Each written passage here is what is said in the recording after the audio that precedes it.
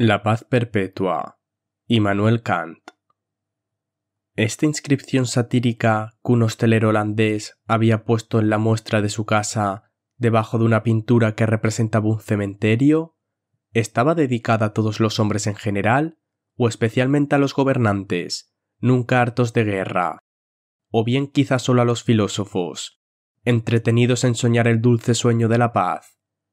Quédese sin respuesta la pregunta, pero el autor de estas líneas hace constar que, puesto que el político práctico acostumbra a desdeñar, orgulloso, al teórico considerándole como un pedante inofensivo cuyas ideas, desprovistas de toda realidad, no pueden ser peligrosas para el Estado, que debe regirse por principios fundados en la experiencia, puesto que el gobernante, hombre experimentado, deja al teórico jugar su juego, sin preocuparse de él, cuando ocurra entre ambos un desentimiento, deberá el gobernante ser consecuente y no temer que sean peligrosas para el Estado unas opiniones que el teórico se ha atrevido a concebir, valgan lo que valieran. Sirva, pues, esta cláusula salvatoria de precaución que el autor de estas líneas toma expresamente en la mejor forma contra toda interpretación malévola. Sección primera. Artículos preliminares de una paz perpetua entre los Estados. Primero, no debe considerarse como válido un tratado de paz que se haya ajustado con la reserva mental de ciertos motivos capaces de provocar en el porvenir otra guerra. En efecto, semejante tratado sería un simple armisticio, una interrupción de las hostilidades, nunca una verdadera paz, la cual significa el término de toda hostilidad. Añadirle el epíteto de perpetua sería ya un sospechoso pleonasmo. El tratado de paz aniquila y borra por completo las causas existentes de futura guerra posible, aun cuando los que negocian la paz no la vislumbren ni sospechen en el momento de las negociaciones. Aniquila incluso aquellas que puedan luego descubrirse por medio de hábiles y penetrantes inquisiciones en los documentos archivados. La reserva mental, que consiste en no hablar por el momento de ciertas pretensiones que ambos países se abstienen de mencionar porque están demasiado cansados para proseguir la guerra, pero con el perverso designio de aprovechar más tarde la primera coyuntura favorable para reproducirlas, es cosa que entra de lleno en el causismo jesuítico. Tal proceder, considerado en sí, es indigno de un príncipe, y prestarse a semejantes deducciones es asimismo indigno de un ministro. Este juicio parecerá, sin duda, una pedantería escolástica a los que piensan que, según los esclarecidos principios de la prudencia política, consiste la verdadera honra de un Estado en el continuo acrecentamiento de su fuerza, por cualquier medio que sea. Segundo, ningún Estado independiente, pequeño o grande, lo mismo da, podrá ser adquirido por otro Estado mediante herencia, cambio, compra o donación. Un Estado no es como lo es, por ejemplo, el suelo que ocupa, un haber, un patrimonio. Es una sociedad de hombres sobre la cual nadie, sino ella misma, puede manejar y disponer. Es un tronco con raíces propias. Por consiguiente, incorporarlo a otro Estado, injertándolo, por así decirlo, en él, vale tanto como anular su existencia de persona moral y hacer de esta persona una cosa. Este proceder se halla en contradicción con la idea del contrato originario, sin la cual no puede concebirse derecho alguno sobre un pueblo. Todo el mundo sabe bien a cuántos peligros ha expuesto Europa ese prejuicio acerca del modo de adquirir estados que las otras partes del mundo nunca han conocido. En nuestros tiempos, y hasta época muy reciente, se han contraído matrimonios entre estados. Era este un nuevo medio o industria, ya para acrecentar la propia potencia, mediante pactos de familia, sin gasto alguno de fuerzas, ya también para ampliar las posesiones territoriales. También este grupo de medios pertenece al alquiler de tropas que un Estado contrata contra otro, para utilizarlas contra un tercero que no es enemigo común, pues en tal caso se usa y abusa de los súbditos a capricho, como si fueran cosas. Tercero, los ejércitos permanentes, miles perpetuus, deben desaparecer por completo con el tiempo. Los ejércitos permanentes son una incesante amenaza de guerra para los demás estados, puesto que están siempre dispuestos y preparados para combatir. Los diferentes estados se empeñan en superarse unos a otros en armamentos, que aumentan sin cesar, y como, finalmente, los gastos ocasionados por el ejército permanente llegan a hacer la paz aún más intolerable que una guerra corta, acaban por ser ellos mismos la causa de agresiones, cuyo fin no es otro que librar al país de la pesadumbre de los gastos militares. Añadas a esto que tener gentes a sueldo para que mueran o maten parece que implica un uso del hombre como mera máquina en manos de otro, el Estado, lo cual no se compadece muy bien con los derechos de la humanidad en nuestra propia persona. Muy otra consideración merecen, en cambio, los ejércitos militares que periódicamente realizan los ciudadanos por su propia voluntad, para prepararse a defender a su patria contra los ataques del enemigo exterior. Lo mismo ocurriría tratándose de la formación de un tesoro o reserva financiera, pues los demás estados lo considerarían como una amenaza y se verían obligados a prevenirla, adelantándose a la agresión. Efectivamente, de las tres formas de poder, ejército, alianza y dinero, sería sin duda la última el más seguro instrumento de guerra si no fuera por la dificultad de apreciar bien su magnitud. Cuarto, no debe el Estado contraer deudas que tengan por objeto sostener su política exterior. La emisión de deuda, como ayuda que el Estado busca, dentro o fuera de sus límites, para fomentar la economía del país, reparación de carreteras, colonización, creación de depósitos para los años malos, etc., no tiene nada de sospechoso. Pero si se considera como instrumento de acción y reacción entre las potencias, entonces se convierte en un sistema de crédito compuesto de deudas que van aumentando sin cesar, aunque siempre garantizadas de momento, puesto que no todos los acreedores van a reclamar a la vez el pago de sus créditos. Ingeniosa invención de un pueblo comerciante en nuestro siglo. Fúndase de esta suerte una potencia financiera muy peligrosa, un tesoro de guerra que supera el de todos los demás estados juntos y que no puede agotarse nunca, como no sea por una baja rápida de los valores, los cuales pueden mantenerse altos durante mucho tiempo por medio del fomento del tráfico, que a su vez repercute en la industria y la riqueza. Esta facilidad para hacer la guerra, unida a la inclinación que hacia ella sienten los que tienen la fuerza, inclinación que parece ingénita a la naturaleza humana, es, pues, el más poderoso obstáculo para la paz perpetua. Por eso es tanto más necesario un artículo preliminar que prohíba la emisión de deuda para tales fines, porque además la bancarrota del Estado, que inevitablemente ha de llegar, complicaría en la catástrofe a muchos otros estados, sin culpa alguna por su parte, y esto sería una pública lesión de los intereses de estos últimos estados. Por lo tanto, los demás estados tienen, por lo menos, el derecho de aliarse contra el que proceda en tal forma y con tales pretensiones.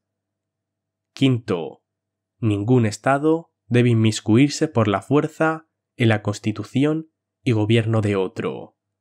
¿Con qué derecho lo haría? ¿Acaso fundándose en el escándalo y mal ejemplo que un estado da a los súbditos de otro estado? Pero, para estos, el espectáculo de los grandes males que un pueblo se ocasiona a sí mismo por vivir en el desprecio de la ley es más bien útil como advertencia ejemplar. Además, en general, el mal ejemplo que una persona libre da a otra, scandalum acceptum, no implica lesión alguna de esta última.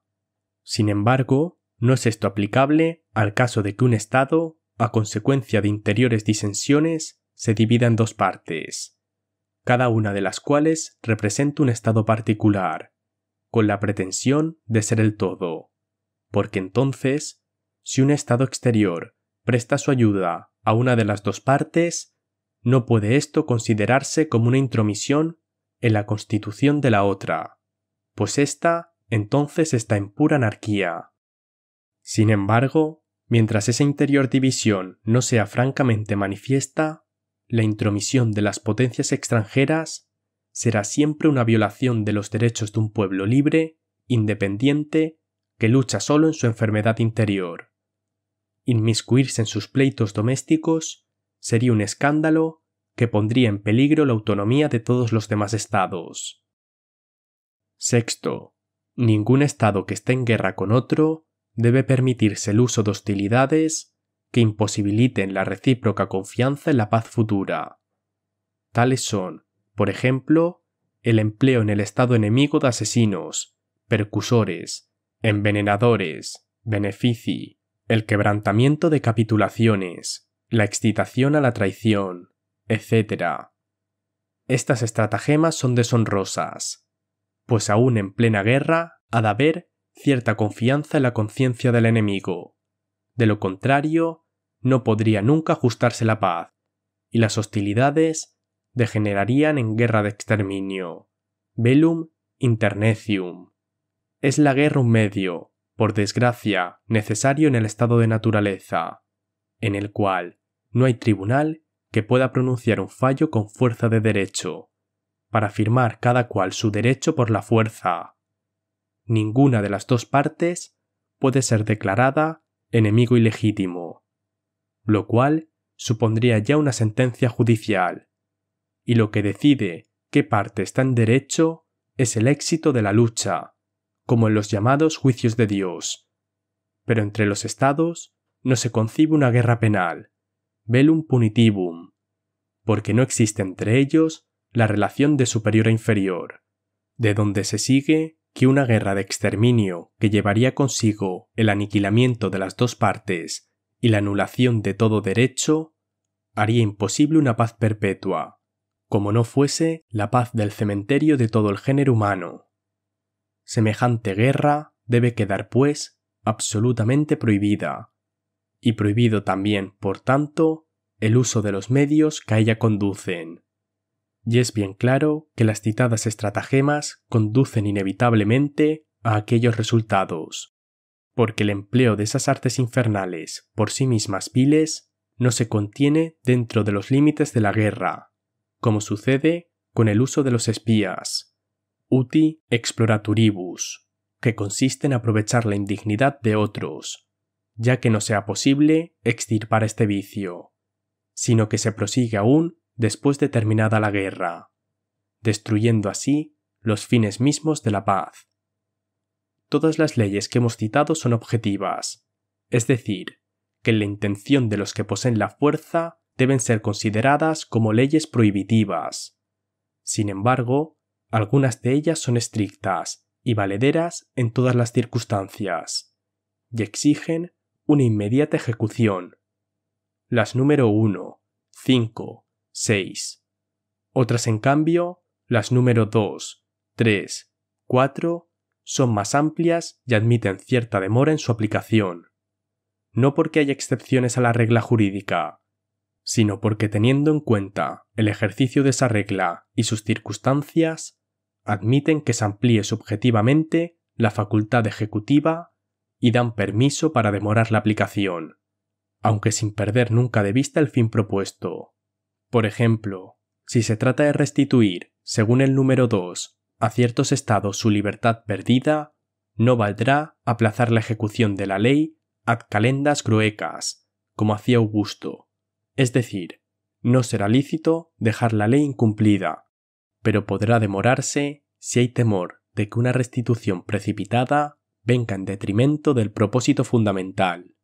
En efecto, la prohibición se refiere aquí solamente al modo de adquirir, en que en adelante no será valedero, pero no al estado posesorio, que, aunque carece del título jurídico necesario, fue en su tiempo, en el tiempo de la adquisición putativa, considerado como legítimo por la opinión pública entonces vigente de todos los estados. ¿Existen leyes permisivas de la razón pura, además de los mandatos, leges proeceptivae, y de las prohibiciones, leges prohibitivae? Es cosa que muchos hasta ahora han puesto en duda, no sin motivo. En efecto, las leyes en general contienen el fundamento de la necesidad práctica objetiva de ciertas acciones. En cambio, el permiso fundamenta la contingencia o accidentalidad práctica de ciertas acciones. Una ley permisiva, por tanto, vendría a contener la obligación de realizar un acto al que nadie puede ser obligado. Lo cual, si el objeto de la ley tiene en ambas relaciones una misma significación, es una contradicción patente. Ahora bien, en la ley permisiva de que nos ocupamos, refiérese la previa prohibición solamente al modo futuro de adquirir un derecho, por ejemplo la herencia, y, en cambio, el levantamiento de la prohibición, o sea el permiso, se refiere a la actual posesión. Esta última, al pasar del estado de naturaleza al estado civil, puede seguir manteniéndose, por una ley permisiva del derecho natural, como posesión putativa, que si bien no es conforme a derecho, es sin embargo honesta. Aun cuando una posesión putativa, desde el momento en que es reconocida como tal en el estado de naturaleza, queda prohibida, como asimismo queda prohibida toda manera semejante de adquirir en el estado civil posterior, después de realizado el tránsito de uno a otro. El permiso de seguir poseyendo no podría pues existir en el caso de que la adquisición putativa se hubiese realizado en el estado civil, pues tal permiso implicaría una lesión, y por tanto debería desaparecer tan pronto como fuera descubierta su ilegitimidad. Yo no me he propuesto aquí otra cosa que fijar de pasada la atención de los maestros del derecho natural sobre el concepto de ley permisiva, que se presenta espontáneamente cuando la razón se propone hacer una división sistemática de la ley. De ese concepto se hace un uso frecuente en la legislación civil, estaturía, con la diferencia de que la ley prohibitiva se presenta sola, bastándose a sí misma, y en cambio, el permiso, en lugar de ir incluido en la ley, a modo de condición limitativa, como debiera ser, va metido entre las excepciones. Establécese, queda prohibido esto o aquello, y se añade luego, excepto en el caso primero, segundo, tercero, y así indefinidamente. Vienen, pues, los permisos a añadirse a la ley, pero al azar, sin principio fijo, según los casos que van ocurriendo. En cambio, hubieran debido las condiciones ir inclusas en la fórmula de la ley prohibitiva, que entonces hubiera sido al mismo tiempo ley permisiva. Es muy de lamentar que el problema propuesto para el premio del sabio y penetrante conde de Windisgraetz no haya sido resuelto por nadie y haya quedado tan pronto abandonado. Referíase a esta cuestión, que es de gran importancia, porque la posibilidad de semejantes fórmulas, parecidas a las matemáticas, es la única verdadera piedra de toque de una legislación consecuente. Sin ella, siempre será el jus certum un pío deseo. Sin ella podrá haber, sí, leyes generales que valgan en general, pero no leyes universales de valor universal, que es el valor que parece exigir precisamente el concepto de ley. Sección segunda. Artículos definitivos de la paz perpetua entre los estados. La paz entre hombres que viven juntos no es un estado de naturaleza, status naturalis. El estado de naturaleza es más bien la guerra, es decir, un estado en donde, aunque las hostilidades no hayan sido rotas, existe la constante amenaza de romperlas. Por lo tanto, la paz es algo que debe ser instaurado, pues abstenerse de romper las hostilidades no basta para asegurar la paz. Y si los que viven juntos no se han dado mutuas seguridades, cosas que solo en el estado civil pueda acontecer, cabrá que cada uno de ellos, habiendo previamente requerido al otro, lo considere y trate, si se niega, como un enemigo. Primer artículo definitivo de la paz perpetua. La Constitución política debe ser en todo Estado republicana. La Constitución, cuyos fundamentos sean los tres siguientes: primero, principio de la libertad de los miembros de una sociedad como hombres. Segundo, principio de la dependencia en que todos se hallan de una única legislación común, como súbditos. Tercero, principio de la igualdad de todos, como ciudadanos. Es la única Constitución que nace de la idea del contrato originario, sobre el cual ha de fundarse toda la legislación de un pueblo. Semejante Constitución es republicana.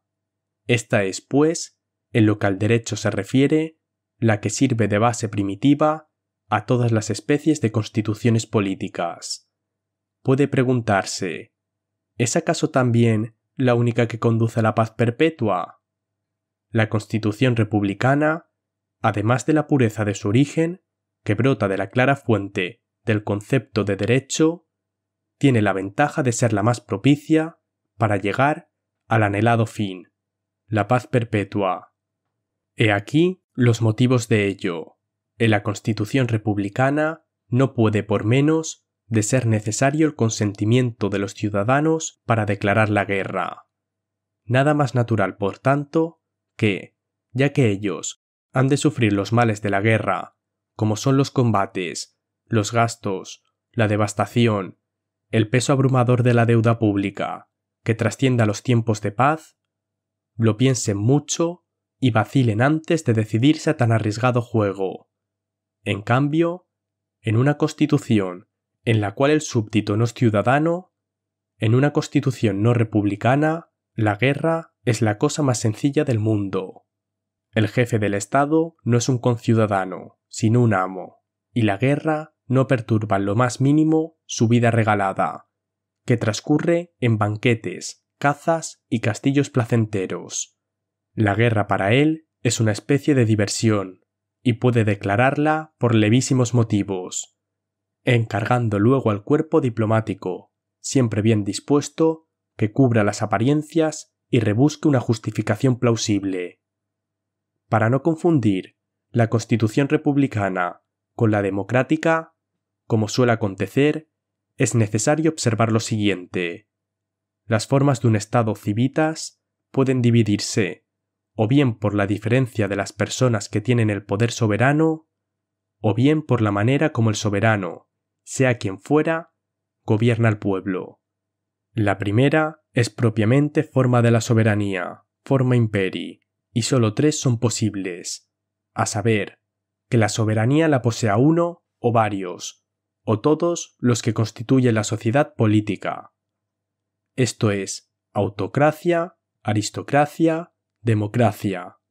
La segunda es forma de gobierno, forma regiminis, y se refiere al modo como el Estado hace uso de la integridad de su poder. Ese modo está fundado en la Constitución, acto de la voluntad general, que convierte una muchedumbre en un pueblo. En este respecto, solo caben dos formas, la republicana o la despótica. El republicanismo es el principio político de la separación del poder ejecutivo, gobierno, y del poder legislativo. El despotismo es el principio del gobierno del Estado por leyes que el propio gobernante ha dado. Es, pues, la voluntad pública manejada y aplicada por el regente como voluntad privada. De las tres formas posibles del Estado, es la democracia, en el estricto sentido de la palabra, necesariamente despotismo, porque funda un poder ejecutivo en el que todos deciden sobre uno, y hasta veces contra uno, si no da su consentimiento. Todos, por tanto, deciden, sin ser en realidad todos, lo cual es una contradicción de la voluntad general consigo misma y con la libertad. Una forma de gobierno que no sea representativa no es forma de gobierno, porque el legislador no puede ser al mismo tiempo en una y la misma persona, ejecutor de su voluntad, como en un silogismo, la premisa mayor, que expresa lo universal, no puede desempeñar al mismo tiempo la función de ser la premisa menor, que subsume lo particular en lo universal. Y aun cuando las otras dos constituciones son siempre defectuosas, en el sentido de que dan lugar a una forma de gobierno no representativa, sin embargo, es en ellas posible la adopción de una forma de gobierno adecuada al espíritu del sistema representativo, como, por ejemplo, cuando Federico II decía, aunque fuese solo un decir, que él era el primer servidor del Estado. En cambio, es imposible en la Constitución democrática porque todos quieren mandar. Puede decirse, por tanto, que cuanto más escaso sea el personal gobernante o número de los que manden, cuanto mayor sea la representación que ostentan los que gobiernan, tanto mayor concordará la Constitución del Estado con la posibilidad del republicanismo, y en tal caso puede esperarse que, mediante reformas sucesivas, llegue a elevarse hasta él. Por los dichos motivos, resulta más difícil en la aristocracia que en la monarquía, e imposible, de todo punto en la democracia, conseguir llegar a la única constitución jurídica perfecta, como no sea por medio de una revolución violenta. Pero lo que más le importa al pueblo es, sin comparación, la forma de gobierno, mucho más que la forma del Estado, aun cuando ésta tiene gran importancia por lo que se refiere a su mayor o menor conformidad con el fin republicano. Si la forma de gobierno ha de ser por tanto adecuada al concepto del derecho, deberá fundarse en el sistema representativo, único capaz de hacerle posible una forma republicana de gobierno. De otro modo, sea cual fuere la constitución del Estado, el gobierno será siempre despótico y arbitrario. Ninguna de las antiguas repúblicas, aunque así se llamaban, conoció el sistema representativo, y hubieron de derivar en el despotismo, el cual, si se ejerce bajo la autoridad de uno solo, es el más tolerable de todos los despotismos. Segundo artículo definitivo de la paz perpetua. El derecho de gentes debe fundarse en una federación de estados libres. Los pueblos, como estados que son, pueden considerarse como individuos en estado de naturaleza, es decir, independientes de toda ley externa, cuya convivencia en ese estado natural es ya un perjuicio para todos y cada uno. Todo estado puede y debe afirmar su propia seguridad, requiriendo a los demás para que entren a formar con él una especie de constitución, semejante a la constitución política, que garantice el derecho de cada uno. Esto sería una sociedad de naciones, la cual, sin embargo, no debiera ser un estado de naciones. En ello habría empero una contradicción. Todo estado implica la relación de un superior, el que legisla, con un inferior, el que obedece, el pueblo. Muchos pueblos reunidos en un estado vendrían a ser un solo pueblo, lo cual contradice la hipótesis. En efecto, hemos de considerar aquí el derecho de los pueblos uno respecto de otros, precisamente en cuanto que forman diferentes estados y no deben fundirse en uno solo. Ahora bien, cuando vemos el apego que tienen los salvajes a su libertad sin ley, prefiriendo la continua lucha mejor que someterse a una fuerza legal constituida por ellos mismos, prefiriendo una libertad insensata a la libertad racional, los miramos con desprecio profundo y consideramos su conducta como bárbara incultura, como un bestial embrutecimiento de la humanidad. Del mismo modo, debiera pensarse, están obligados los pueblos civilizados, cada uno de los cuales constituye un estado, a salir cuanto antes de esa situación infame. Lejos de eso cifran los estados su majestad, pues hablar de la majestad del pueblo sería hacer uso de una expresión absurda, en no someterse a ninguna presión legal exterior, y el esplendor y brillo de los príncipes consiste en tener a sus órdenes, sin exponerse a ningún peligro, miles de combatientes dispuestos a sacrificarse, por una causa que en nada les interesa. La diferencia entre los salvajes de Europa y los de América está principalmente en que muchas tribus americanas han sido devoradas por sus enemigos, mientras que los estados europeos, en lugar de comerse a los vencidos, hacen algo mejor. Los incorporan al número de sus súbditos para tener más soldados con que hacer nuevas guerras. Si se considera la perversidad de la naturaleza humana, manifestada sin recato en las relaciones entre pueblos libres, contenida en cambio y velada en el Estado civil y político por la coacción legal del gobierno, es muy de admirar que la palabra derecho no haya sido aún expulsada de la política guerrera por pedante y arbitraria. Todavía no se ha atrevido ningún Estado a sostener públicamente esta opinión. Acógense de continuo a Hugo Grocio, a Pufendorf, a Vattel y a otros. Triste consuelo, aun cuando esos códigos, compuestos en sentido filosófico diplomático, no tienen ni pueden tener la menor fuerza legal, porque los estados, como tales, no se hallan sumisos a ninguna común autoridad externa. Citan a esos juristas sinceramente para justificar una declaración de guerra. Y sin embargo, no hay ejemplos de que un Estado se haya conmovido ante el testimonio de esos hombres ilustres y haya abandonado sus propósitos. Con todo, el homenaje que tributan así los Estados al concepto de derecho, por lo menos de palabra, demuestra que en el hombre hay una muy importante tendencia al bien moral. Esta tendencia, acaso dormida por el momento, aspira a sobrepujar al principio malo, que innegablemente existe, y permite esperar también en los demás una victoria semejante.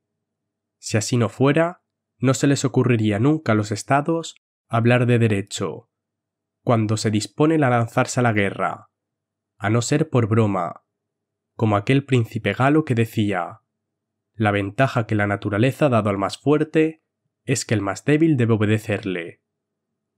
La manera que tienen los Estados de procurar su derecho no puede ser nunca un proceso o un pleito, como los que se plantean ante los tribunales. Ha de ser la guerra. Pero la guerra victoriosa no decide el derecho, y el tratado de paz, si bien pone término a las actuales hostilidades, no acaba con el estado de guerra latente, pues caben siempre, para reanudar la lucha, pretextos y motivos que no pueden considerarse sin más ni más como injustos, puesto que en esa situación cada uno es juez único de su propia causa. Por otra parte, si para los individuos que viven en un estado anárquico tiene vigencia y aplicación la máxima del derecho natural que les obliga a salir de ese estado, en cambio, para los estados, según el derecho de gentes, no tiene aplicación esa máxima. Efectivamente, los estados poseen ya una constitución jurídica interna y, por tanto, no tienen por qué someterse a la presión de otros que quieran reducirlos a una constitución común y más amplia, conforme a sus conceptos del derecho. Sin embargo, la razón desde las alturas del máximo poder moral legislador se pronuncia contra la guerra en modo absoluto, se niega a reconocer la guerra como un proceso jurídico e impone en cambio, como deber estricto, la paz entre los hombres. Pero la paz no puede asentarse y afirmarse como no sea mediante un pacto entre los pueblos. Tiene pues que establecerse una federación de tipo especial, que podría llamarse Federación de Paz Foedus Pacificus, la cual se distinguiría del Tratado de Paz en que éste acaba con una guerra, y aquella pone término a toda guerra. Esta federación no se propone recabar ningún poder del Estado, sino simplemente mantener y asegurar la libertad de un Estado en sí mismo, y también la de los demás Estados federados, sin que éstos hayan de someterse por ello, como los individuos en el estado de naturaleza, a leyes políticas y a una coacción legal. La posibilidad de llevar a cabo esta idea, su objetiva realidad de una federación que se extienda poco a poco a todos los estados y conduzca, en último término, a la paz perpetua, es susceptible de exposición y desarrollo. Si la fortuna consiente que un pueblo poderoso e ilustrado se constituya en una república que por natural tendencia ha de inclinarse hacia la idea de paz perpetua, será ese pueblo un centro de posible unión federativa de otros estados, que se juntarán con él para firmar la paz entre ellos, conforme a la idea del derecho de gentes, y la federación irá poco a poco extendiéndose, mediante adhesiones semejantes, hasta comprender en sí a todos los pueblos. Que un pueblo diga: no quiero que haya guerra entre nosotros, vamos a constituirnos en un estado, es decir, a someternos todos a un poder supremo que legisle, gobierne y dirima en paz nuestras diferencias. Que un pueblo diga eso, repito, es cosa que se comprende bien, pero que un estado diga: no quiero que haya más guerra entre yo y los demás estados, pero no por eso voy a reconocer un poder supremo, legislador, que asegure mi derecho y el de los demás, es cosa que no puede comprenderse en modo alguno. Pues, ¿sobre qué va a fundarse la confianza en la seguridad del propio derecho, como no sea sobre el sucedáneo o substitutivo de la asociación política? Esto es, sobre la libre federación de los pueblos. La razón, efectivamente, une por necesidad ineludible la idea de la federación con el concepto del derecho de gentes. Sin esta unión, carecería el concepto del derecho de gentes de todo contenido pensable. Considerado el concepto del derecho de gentes como el de un derecho a la guerra, resulta en realidad inconcebible, porque habría que concebirse entonces como un derecho a determinar lo justo y lo injusto, no según leyes exteriores, de valor universal, limitativas de la libertad de cada individuo, sino según máximas parciales, asentadas sobre la fuerza bruta. Solo hay un modo de entender ese derecho a la guerra, y es el siguiente: que es muy justo y legítimo que quienes piensan de ese modo se destrocen unos a otros y vayan a buscar la paz perpetua en el seno de la tierra, en la tumba, que con su manto fúnebre tapa y cubre los horrores y los causantes de la violencia. Para los estados, en sus mutuas relaciones, no hay, en razón, ninguna otra manera de salir de la situación anárquica, origen de continuas guerras, que sacrificar como hacen los individuos su salvaje libertad sin freno y reducirse a públicas leyes coactivas, constituyendo así un estado de naciones, civitas gentium, que, aumentando sin cesar, llegue por fin a contener en su seno todos los pueblos de la tierra. Pero si no quieren esto, por la idea que tienen del derecho de gentes, si lo que es exacto in tesi lo rechazan in hipótesi, entonces, para no perderlo todo, en lugar de la idea positiva de una república universal, puede acudirse al recurso negativo de una federación de pueblos que, mantenida y extendida sin cesar, evite las guerras y ponga un freno a las tendencias perversas e injustas, aunque siempre con el peligro constante de un estallido irreparable. Furor impius intus fremit horridus ore cruento. Virgilio. Tercer artículo definitivo de la paz perpetua. El derecho de ciudadanía mundial debe limitarse a las condiciones de una universal hospitalidad. Tratas aquí, como en el artículo anterior, no de filantropía, sino de derecho. Significa hospitalidad el derecho de un extranjero a no recibir un trato hostil por el mero hecho de ser llegado al territorio de otro. Este puede rechazarlo si la repulsa no ha de ser causa de la ruina del recién llegado. Pero mientras el extranjero se mantenga pacífico en su puesto, no será posible hostilizarle. No se trata aquí de un derecho por el cual el recién llegado pueda exigir el trato del huésped, que para ello sería preciso un convenio especial, benéfico, que diera al extranjero la consideración y trato de un amigo convidado, sino simplemente de un derecho de visitante, que a todos los hombres asiste, el derecho a presentarse en una sociedad. Fúndase este derecho en la común posesión de la superficie de la tierra, Los hombres no pueden diseminarse hasta el infinito por el globo, cuya superficie es limitada, y por tanto deben tolerar mutuamente su presencia, ya que originariamente nadie tiene mejor derecho que otro a estar en determinado lugar del planeta. Ciertas partes inhabitables de la superficie terrestre, los mares, los desiertos, dividen esa comunidad.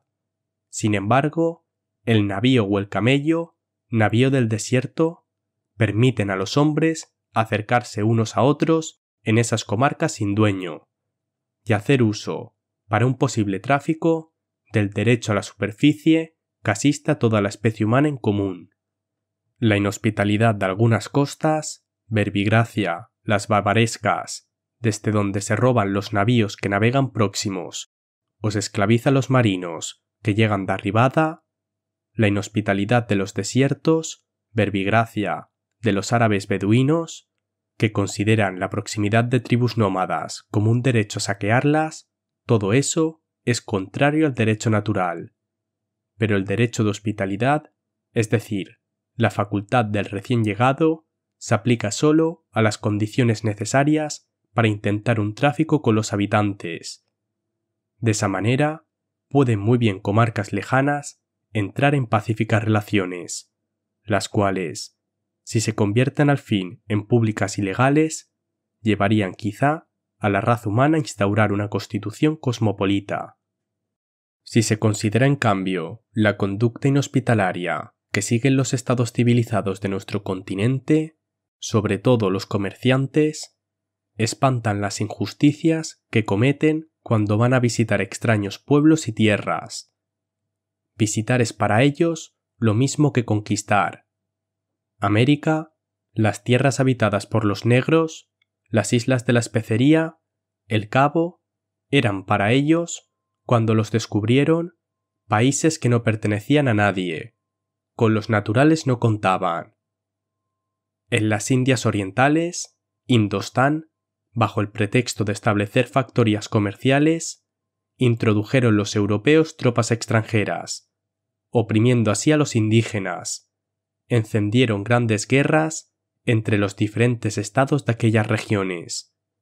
Ocasionaron hambre, rebelión, perfidia, en fin, todo el diluvio de males que pueden afligir a la humanidad.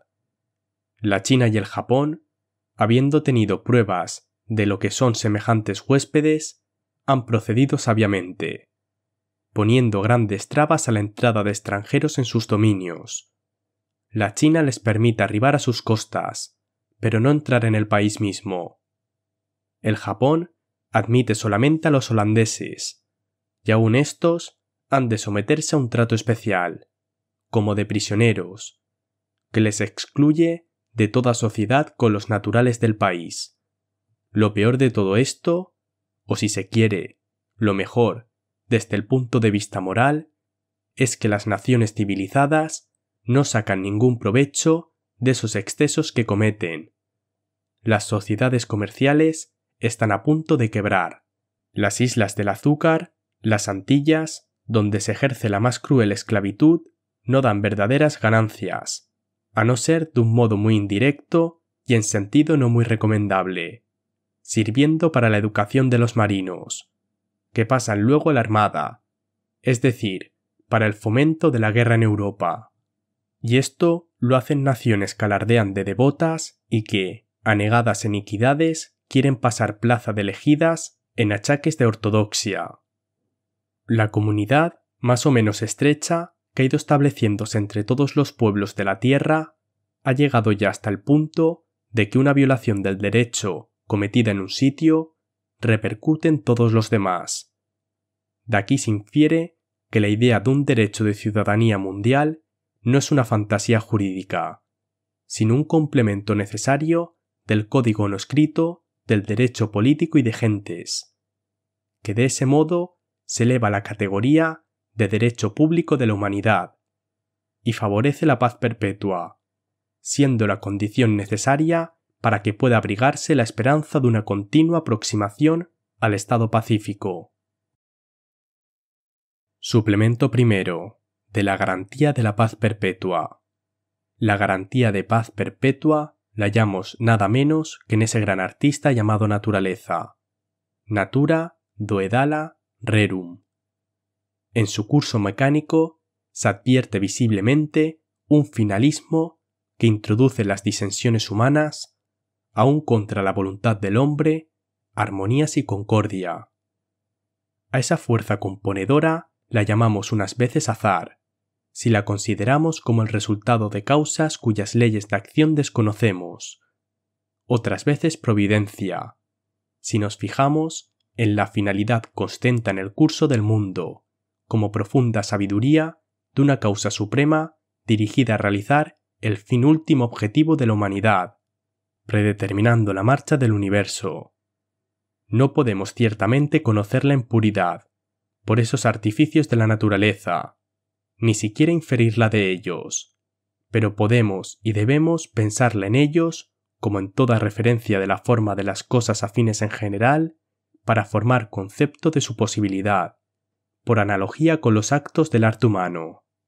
La representación de su relación y concordancia con el fin que nos prescribe inmediatamente la razón, el fin moral, es una idea que, en sentido teórico, es trascendente, pero en sentido práctico, por ejemplo, con respecto al concepto de deber de la paz perpetua para utilizar en su favor el mecanismo de la naturaleza, es dogmática y bien fundada en su realidad. El uso de la palabra naturaleza, tratándose, como aquí se trata, de teoría y no de religión, es más propio de la limitación de la razón humana, que ha de mantenerse dentro de los límites de la experiencia posible, en lo que se refiere a la relación de los efectos con las causas. Es también más modesto y humilde que el otro término de providencia, como si pudiéramos nosotros conocerla y sondearla, y orgullosos acercarnos en raudo vuelo al arcano de sus impenetrables designios. Antes de determinar con precisión esa garantía que la naturaleza ofrece, será necesario que examinemos primero la situación en que la naturaleza ha colocado a las personas que figuran en su teatro. Situación que requiere una paz firmemente asentada. Luego veremos la manera como realiza esa garantía de paz perpetua. Las disposiciones provisionales de la naturaleza consisten: primera, ella ha cuidado de que los hombres puedan vivir en todas las partes del mundo. Segunda, los ha distribuido, por medio de la guerra, en todas las comarcas, aún las más inhospitalarias, para que las pueblen y habiten. Y tercera, por medio de la guerra misma, ha obligado a los hombres a entrar en relaciones mutuas más o menos legales.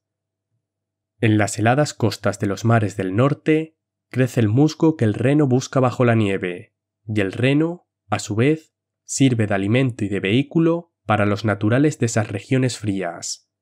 En los desiertos de arena vive el camello, que parece creado expresamente para facilitar la marcha por las sendas interminables.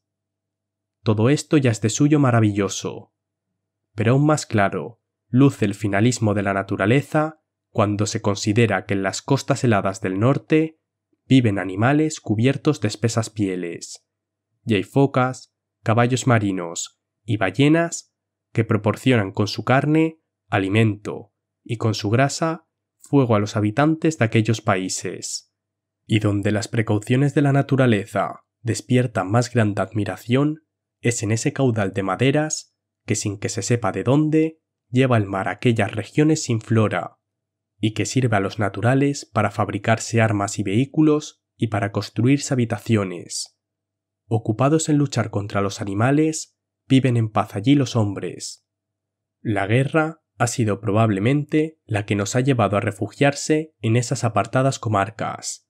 El caballo es el primero de todos los animales que el hombre ha llegado a domesticar y a educar para la guerra en los tiempos que la tierra empezaba a poblarse, pues el elefante es de seguro posterior y pertenece a una época en que hay ya estados establecidos y lujo en las costumbres.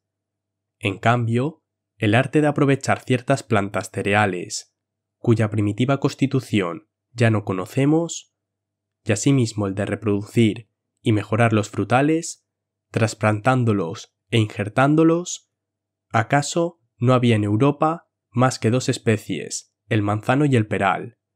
Nacieron indudablemente en una época ya más avanzada, cuando existían estados organizados y la propiedad estaba garantizada. Para esto tuvo que salir el hombre de su primitivo estado de libertad absoluta, sin ley y variar de género de vida, abandonando la caza, la pesca y el pastoreo para dedicarse a la agricultura.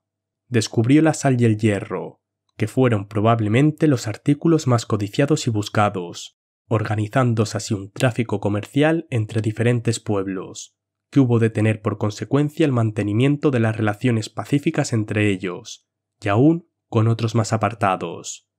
Habiendo la naturaleza cuidado de que los hombres puedan vivir en cualquier parte de la tierra, ha querido también, con despótica voluntad, que efectivamente deban vivir en todas partes, aun contrariando su inclinación. Este deber no implica ciertamente una obligación moral, pero la naturaleza, para conseguir su propósito, ha elegido un medio, la guerra. Así vemos que algunos pueblos tienen la misma lengua, y por tanto deben tener también un origen común, y sin embargo viven separados por grandes extensiones de terreno, como, por ejemplo, los samoyedos, en los mares glaciales, y otro pueblo de lengua semejante establecido en las montañas de Altai. Entre ambos vive un tercer pueblo de raza mongólica, pueblo de jinetes y por tanto guerrero, que debió invadir la comarca y empujar una parte de los habitantes hacia las inhospitalarias regiones heladas, a donde de seguro no hubieran ido por propia inclinación. De igual modo los lapones, que viven en las comarcas más septentrionales de Europa, tienen una lengua muy parecida a la de los húngaros, de quienes fueron separados por godos y sármatas invasores. ¿Qué motivos, sino la guerra, pueden haber empujado a los esquimales, raza totalmente oriunda de un antiquísimo pueblo nómada europeo, a establecerse en el norte de América, y a los pescadores en el sur hasta la Tierra del Fuego? La naturaleza utiliza la guerra como un medio para poblar la tierra entera. La guerra, a su vez, no necesita motivos e impulsos especiales, pues parece injertada en la naturaleza humana y considerada por el hombre como algo noble que le anima y entusiasma por el honor, sin necesidad de intereses egoístas que le muevan. El coraje guerrero ha sido estimado, tanto por los salvajes americanos como por los europeos del tiempo de la andante caballería, cual un valor máximo inmediato, no solo en tiempos de guerra, que sería disculpable, sino en tiempos de paz, como acicate para que haya guerra. Se han hecho guerras con el exclusivo objeto de mostrar ese valor. Se ha dado a la guerra misma una interior dignidad, y hasta ha habido filósofos que la han encomiado como una honra de la humanidad, olvidando el dicho de aquel griego: la guerra es mala porque hace más hombres malos que los que mata. Basta lo dicho acerca de lo que hace la naturaleza para conseguir su fin propio, considerando la humanidad como una especie animal. Ahora se trata de examinar lo más esencial respecto a la cuestión de la paz perpetua. ¿Qué hace la naturaleza para conseguir el fin que la razón humana impone como obligación moral al hombre? Esto es, ¿qué hace para favorecer su propósito de moralidad? ¿Qué garantías da la naturaleza de que aquello que el hombre debiera hacer, pero no hace, según las leyes de la libertad, lo hará seguramente por coacción de la naturaleza, dejando intacta la libertad, y lo hará en las 3 relaciones del derecho público, derecho político, derecho de gentes y derecho de ciudadanía mundial? Cuando yo digo que la naturaleza quiere que esto o lo otro suceda, no entiendo que la naturaleza nos impone la obligación de hacerlo, pues tal obligación solo puede partir de la razón práctica, libre de toda coacción. Entiendo que lo que hace la naturaleza misma, queramos o no los hombres, fata volentem ducunt, nolentem tragunt. Primero, aun cuando un pueblo no quisiera reducirse al imperio de leyes públicas, para evitar las discordias interiores tendría que hacerlo, porque la guerra exterior lo obligaría a ello. Todo pueblo, en efecto, según la disposición general ordenada por la naturaleza, tiene pueblos vecinos que le acosan, y para defenderse de ellos, ha de organizarse como potencia, es decir, ha de convertirse interiormente en un Estado. Ahora bien, la Constitución republicana es la única perfectamente adecuada al derecho de los hombres, pero es muy difícil de establecer, y más aún de conservar, hasta el punto de que muchos afirman que la República es un estado de ángeles, y que los hombres, con sus tendencias egoístas, son incapaces de vivir en una constitución de forma tan sublime. Pero la naturaleza viene en ayuda de la voluntad general, fundada en la razón de esa voluntad tan honrada y enaltecida en teoría como incapaz y débil en la práctica. Y la ayuda que le presta la naturaleza consiste precisamente en aprovechar esas tendencias egoístas, de suerte que sólo de una buena organización del Estado dependerá. Y ello está siempre en la mano del hombre, el que las fuerzas de esas tendencias malas choquen encontradas y contengan o detengan mutuamente sus destructores efectos. El resultado, para la razón, es el mismo que si esas tendencias no existieran, y el hombre, aun siendo moralmente malo, queda obligado a ser un buen ciudadano. El problema del establecimiento de un Estado tiene siempre solución, por muy extraño que parezca, aun cuando se trate de un pueblo de demonios. Basta con que éstos posean entendimiento. El problema es el siguiente. He aquí una muchedumbre de seres racionales que desean, todos, leyes universales para su propia conservación, aun cuando cada uno de ellos, en su interior, se inclina siempre a eludir la ley. Se trata de ordenar su vida en una constitución, de tal suerte que, aunque sus sentimientos íntimos sean opuestos y hostiles unos a otros, queden contenidos, y el resultado público de la conducta de esos seres sea el mismo exactamente que si no tuvieran malos instintos. Este problema tiene que tener solución, pues no se trata de la mejora moral del hombre, sino del mecanismo de la naturaleza, y el problema es averiguar cómo se ha de utilizar ese mecanismo natural en el hombre para disponer las contrarias y hostiles inclinaciones de tal manera que todos los individuos se sientan obligados por fuerza a someterse a las leyes y tengan que vivir por fuerza en pacíficas relaciones obedeciendo a las leyes. Puede observarse esto en los actuales estados, imperfectamente organizados aún. Los hombres se aproximan, en su conducta externa, a lo prescrito por la idea del derecho, y sin embargo, no es seguramente la moralidad la causa de esa conducta, como asimismo, la moralidad interior no es seguramente la que ha de producir una buena constitución, sino más bien esta la que podrá contribuir a educar moralmente un pueblo.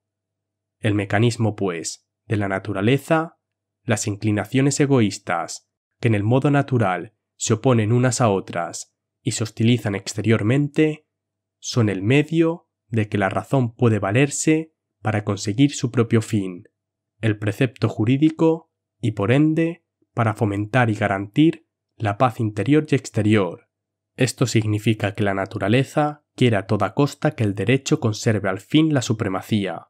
Lo que en este punto no haga el hombre lo hará ella, pero a costa de mayores dolores y molestias. Si doblas la caña se romperá. Quien mucho quiere, no quiere nada. Bouterbeck. Segundo, la idea de derechos de gentes presupone la separación de numerosos estados vecinos independientes unos de otros.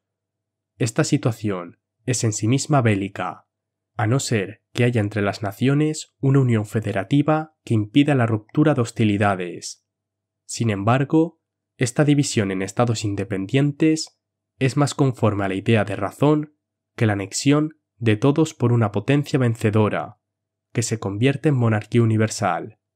En efecto, las leyes pierden eficacia cuando el gobierno se va extendiendo a más amplios territorios, y un despotismo sin alma aniquila primero todos los gérmenes del bien y acaba por último en la anarquía. Sin embargo, es el deseo de todo Estado o de su príncipe alcanzar la paz perpetua conquistando el mundo entero. Pero la naturaleza quiere otra cosa. Se sirve de dos medios para evitar la confusión de los pueblos y mantenerlos separados: la diferencia de los idiomas y de las religiones. Estas diferencias encierran siempre en su seno un germen de odio y un pretexto de guerras. Pero con el aumento de la cultura y la paulatina aproximación de los hombres, unidos por principios comunes, conducen a inteligencias de paz, que no se fundan y afirman, como el despotismo, en el cementerio de la libertad y en el quebrantamiento de las energías, sino en un equilibrio de las fuerzas activas, luchando en noble competencia. Tercero, así como la naturaleza sabiamente ha separado los pueblos que la voluntad de cada Estado, fundándose en el derecho de gentes, quisiera unir bajo su dominio por la fuerza o la astucia, así también la misma naturaleza junta a los pueblos. El concepto de derecho mundial de ciudadanía no los protege contra la agresión y la guerra, pero la mutua convivencia y provecho los aproxima y une. El espíritu comercial, incompatible con la guerra, se apodera tarde o temprano de los pueblos. De todos los poderes subordinados a la fuerza del Estado, es el poder del dinero el que inspira más confianza, y por eso los Estados se ven obligados, no ciertamente por motivos morales, a fomentar la paz.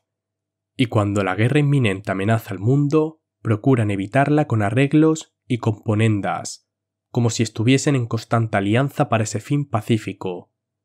Las grandes federaciones de estados, formadas expresamente para la guerra, ni pueden durar mucho por su naturaleza misma, ni menos aún tienen éxito favorable.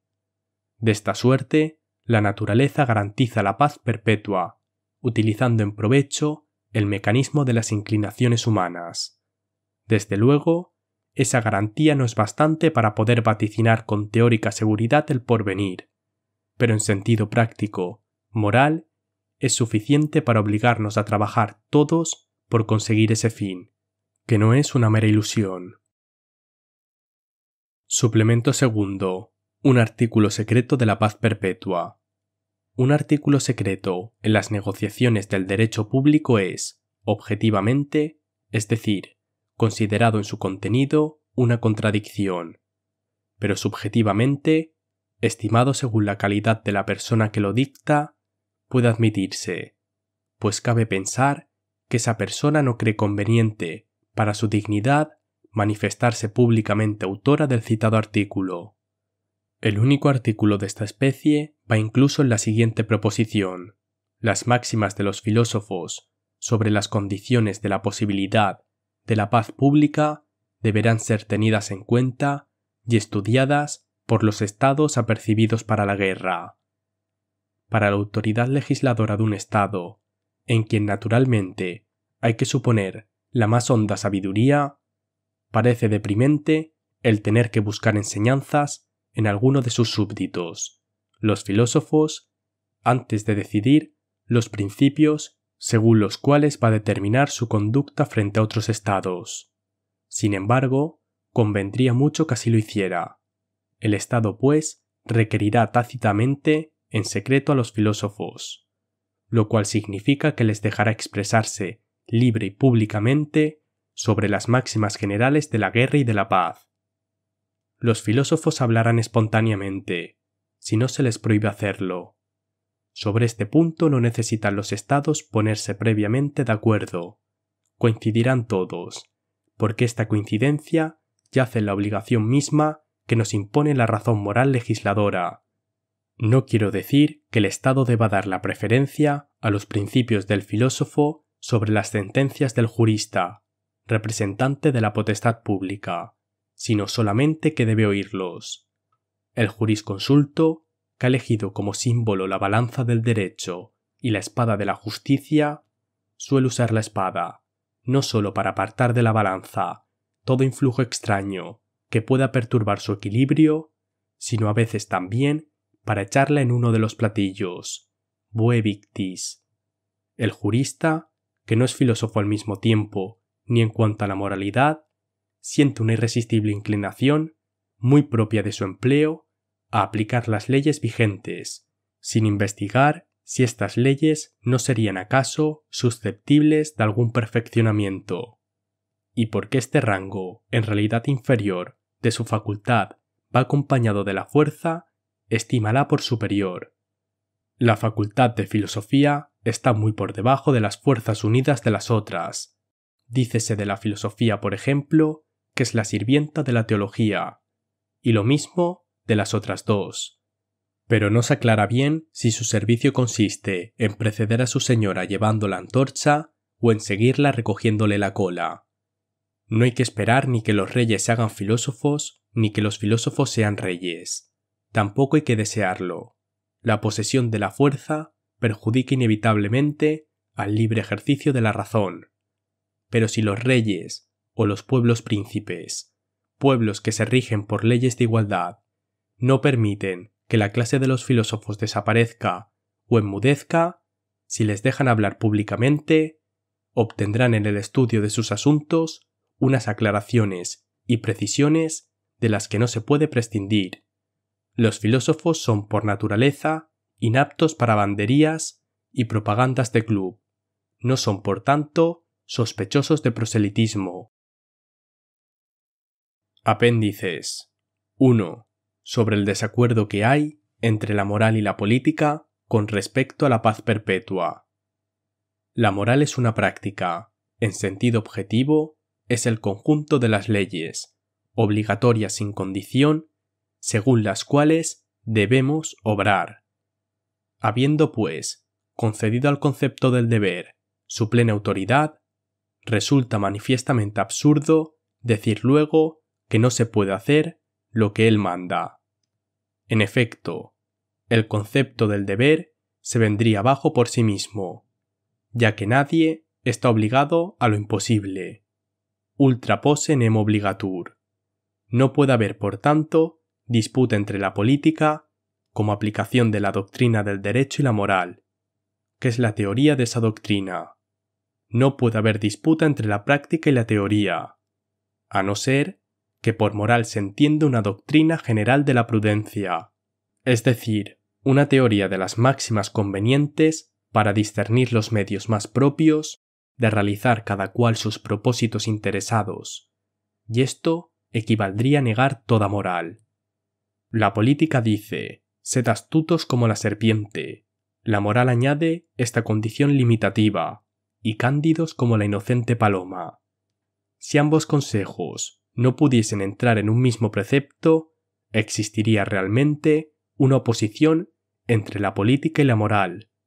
Pero si ambos deben ir unidos absolutamente, será absurdo el concepto de la oposición, y la cuestión de cómo se ha de resolver el conflicto no podrá plantearse siquiera como problema. La proposición siguiente, la mejor política es la honradez, encierra una teoría 1000 veces, contradicha por la práctica.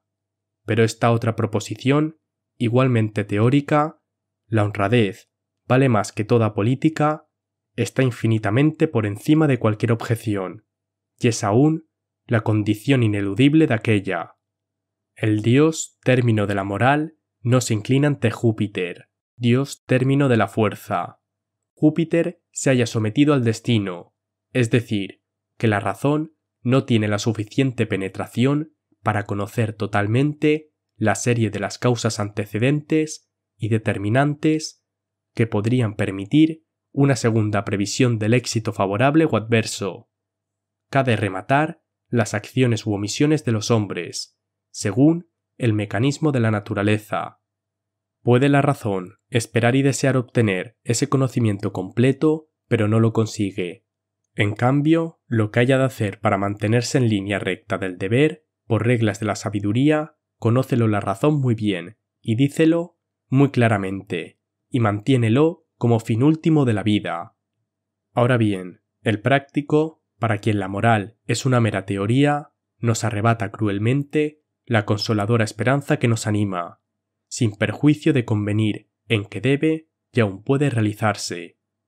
Fúndase para ello en la afirmación de que la naturaleza humana es tal que jamás el hombre querrá poner los medios precisos para conseguir el propósito de la paz perpetua. No basta para ello, en efecto, que la voluntad individual de todos los hombres sea favorable a una constitución legal, según principios de libertad.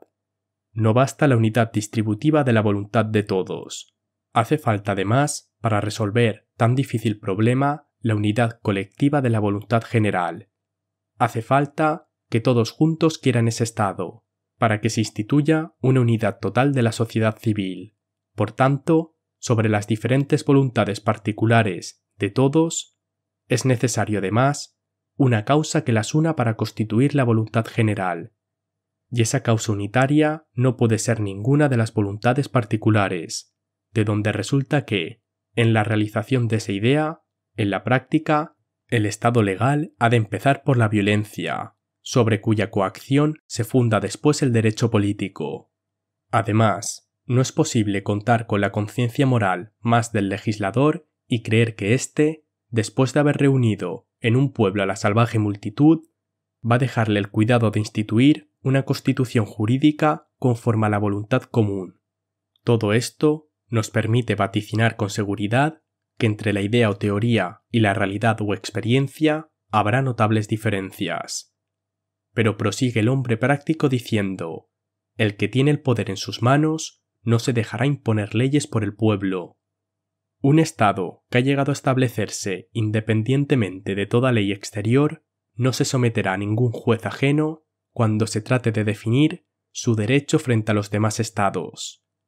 Y si una parte del mundo se siente más poderosa que otra, aunque ésta no le sea enemiga ni oponga obstáculo alguno a su vida, la primera no dejará de robustecer su poderío a costa de la segunda, dominándola o expoliándola.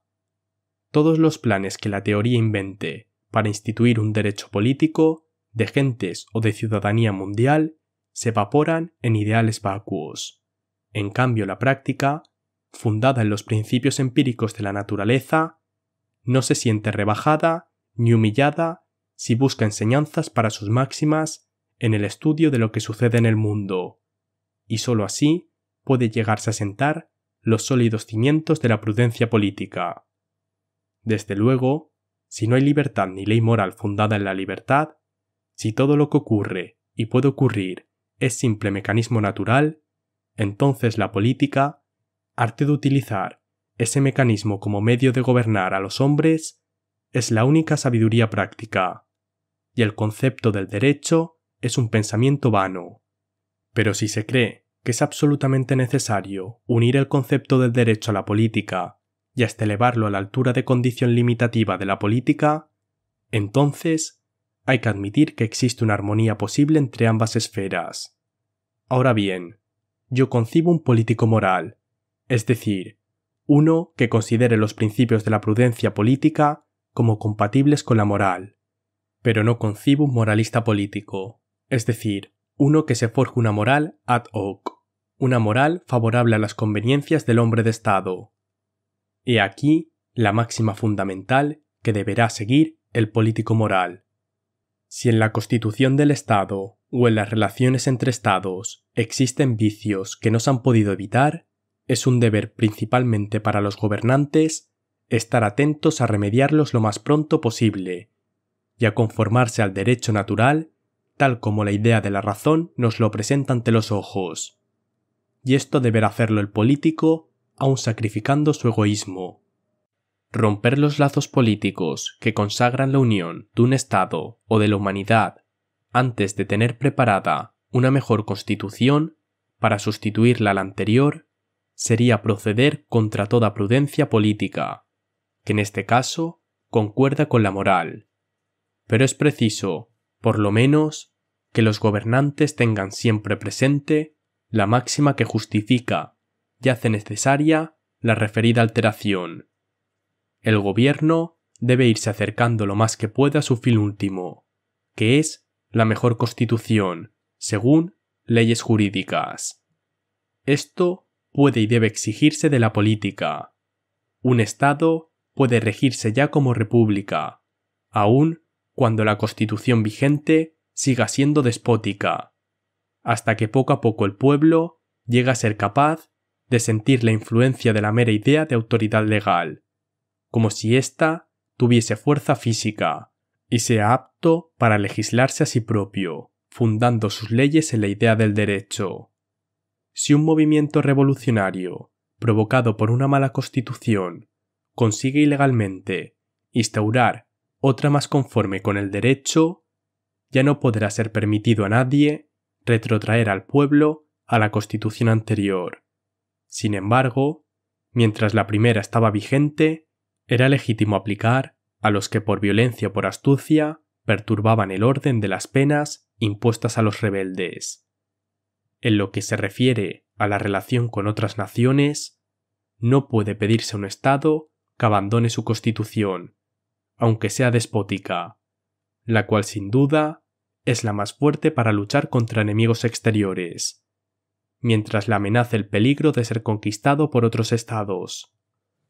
Así pues, queda permitido en algunos casos el aplazamiento de las reformas hasta mejor ocasión. Puede suceder que los moralistas que, al realizar sus ideales, se equivocan y se hacen déspotas, cometan numerosos pecados contra la prudencia política, adoptando o defendiendo medidas de gobierno precipitadas.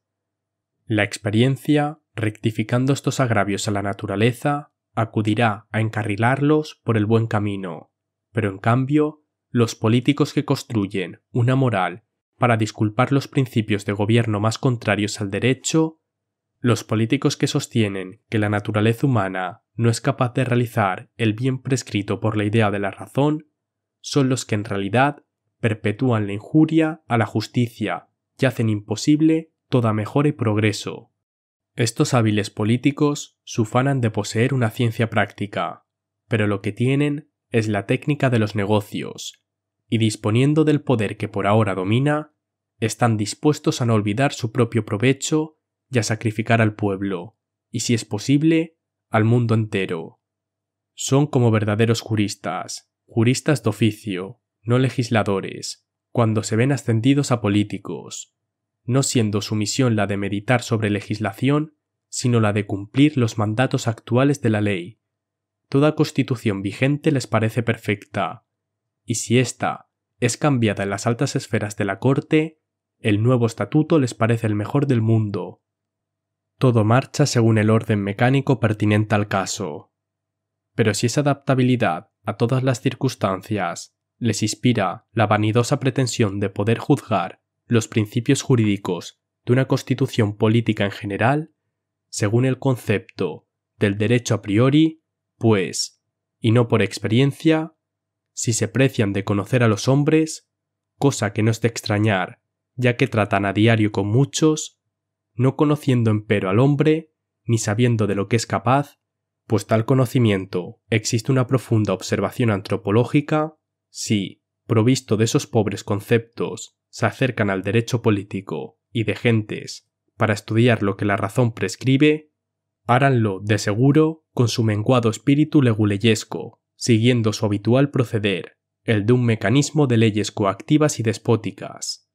Lejos de esto, los conceptos de la razón exigen una potestad legal, fundada en los principios de la libertad, únicos capaces de instituir una constitución jurídica conforme a derecho. El hábil político cree poder resolver el problema de una buena constitución dejando a un lado la idea, apelando a la experiencia y viendo cómo estaban dispuestas las constituciones que hasta hoy se han mantenido mejor, aunque la mayor parte eran o son contrarias al derecho. Los principios que ponen en práctica, aunque sin manifestarlo, dicen poco más o menos lo que las siguientes máximas sofísticas. Primera, fac et excusa. Aprovecha la ocasión favorable para apoderarte violentamente de un derecho del Estado sobre el pueblo o sobre otros pueblos vecinos. La legitimación será mucho más fácil y suave después del hecho.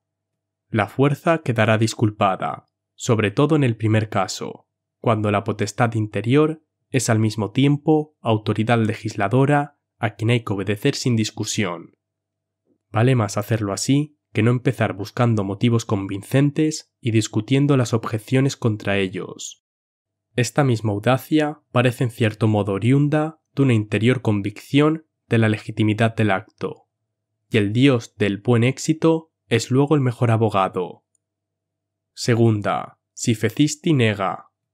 Los vicios de tu gobierno, que han sido causa, por ejemplo, de la desesperación y del levantamiento del pueblo, niégalos. Niega que tú seas culpable. Afirma que se trata de una resistencia o desobediencia de los súbditos. Si te has apoderado de una nación vecina, échale la culpa a la naturaleza del hombre, el cual, si no se adelanta a la agresión de otro, puede tener por seguro que sucumbirá a la fuerza.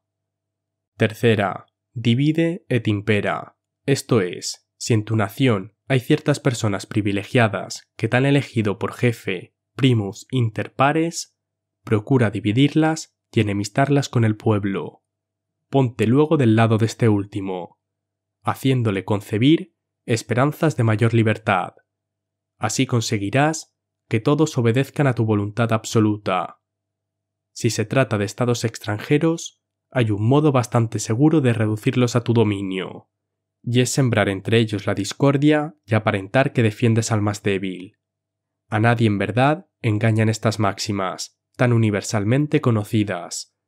Tampoco es el caso de avergonzarse de ellas, como si su injusticia apareciese patente ante los ojos de todos.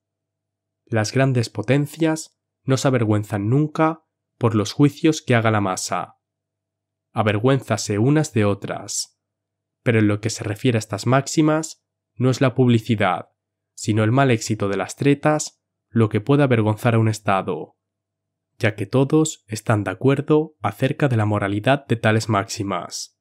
Queda pues siempre intacto el honor político a que aspiran, a saber, el engrandecimiento del poder por cualquier medio que sea. De todos estos circunloquios, inventados por una doctrina inmoral de la habilidad, que se propone por tales medios sacar al hombre de la guerra implícita en el estado de naturaleza para llevarlo al estado de paz, se deduce por lo menos lo siguiente. Los hombres no pueden prescindir del concepto del derecho, ni en sus relaciones privadas, ni en sus relaciones públicas. No se atreven a convertir ostensiblemente la política en simples medidas de habilidad. No se atreven a negar obediencia al concepto de un derecho público. Esto es visible, sobre todo, en el derecho de gentes. Tributan a la idea del derecho todos los honores convenientes, sin perjuicio de inventar mil triquiñuelas y escapatorias para eludirlo en la práctica y atribuir a la fuerza y a la astucia la autoridad y supremacía, el origen y lazo común de todo derecho. Para poner término a tanto sofisma, aunque no a la injusticia que en esos sofismas ampara, para obligar a los falsos representantes de los poderosos de la tierra a que confiesen que lo que ellos defienden no es el derecho, sino la fuerza, cuyo tono y empaque adoptan como si fueran ellos por sí mismos los que mandan, para acabar con todo esto, será bueno descubrir el artificio con que engañan a los demás y se engañan a sí mismos, y manifestar claramente cuál es el principio supremo sobre el que se funda la idea de la paz perpetua. Vamos a demostrar que todos los obstáculos que se oponen a la paz perpetua provienen de que el moralista político comienza donde el político moral termina. El moralista político subordina los principios al fin que se propone, como quien engancha los caballos detrás del coche, y por tanto hace vanos e inútiles sus propósitos de conciliar la moral con la política. Para conciliar la filosofía práctica consigo misma, hay que resolver primero la cuestión siguiente. En los problemas de la razón práctica, debe empezarse por el principio material, esto es, por el fin u objeto de la voluntad, o bien por el principio formal, esto es, por el principio fundado sobre la libertad, en relación exterior, que dice así: obra de tal modo que puedas querer que tu máxima deba convertirse en ley universal, sea cualquiera el fin que te propongas.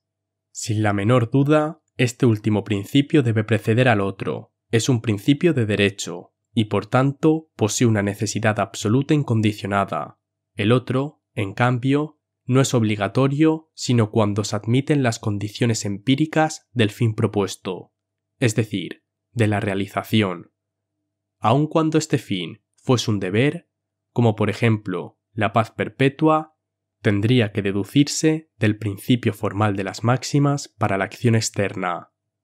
Ahora bien, el principio del moralista político, el problema del derecho político, del derecho de gentes y del derecho de ciudadanía mundial es un mero problema técnico. El del político moral, en cambio, es un problema moral, y tan diferente en el procedimiento del primero que la paz perpetua no es aquí solamente un bien físico, sino un estado imperiosamente exigido por la conciencia moral. La solución del problema técnico o de la habilidad política requiere muchos conocimientos de la naturaleza. El gobernante ha de utilizar el mecanismo de las fuerzas en provecho del fin que se ha propuesto, y sin embargo, esa ciencia es incierta, insegura, con respecto al resultado apetecido, la paz perpetua en cualquiera de las tres ramas del derecho público. ¿Cómo mantener durante mucho tiempo un pueblo en la obediencia y en la paz interior, fomentando a la vez sus energías creadoras? ¿Por el rigor o por los regalos de la vanidad? ¿En un régimen monárquico o aristocrático, dando el poder a una nobleza de empleados, rigiéndose por la voluntad del pueblo? La historia ofrece los ejemplos más contradictorios de regímenes políticos, exceptuando empero el verdadero régimen republicano, el cual no puede ser pensado sino por un político moral. Si pasamos al derecho de gentes, veremos que el que hoy existe con ese nombre, fundado en los estatutos elaborados por los ministros, es en realidad una palabra sin ningún contenido. Sustentas en tratados que, en el acto mismo de firmarse, ya están secretamente transgredidos. En cambio, la solución del problema moral, que podríamos llamar problema de la sabiduría política, por oposición a la habilidad política, se impone manifiestamente, por así decirlo, a todo el mundo. Ante ella enmudece todo artificio sofístico. Va directamente a su fin. Basta conservar la prudencia necesaria para no precipitarse en la realización e irse acercando poco a poco al fin deseado sin interrupción, aprovechando las circunstancias favorables. Dice así: procurad ante todo acercaros al ideal de la razón práctica y a su justicia. El fin que os propongáis, la paz perpetua, se os vendrá a las manos.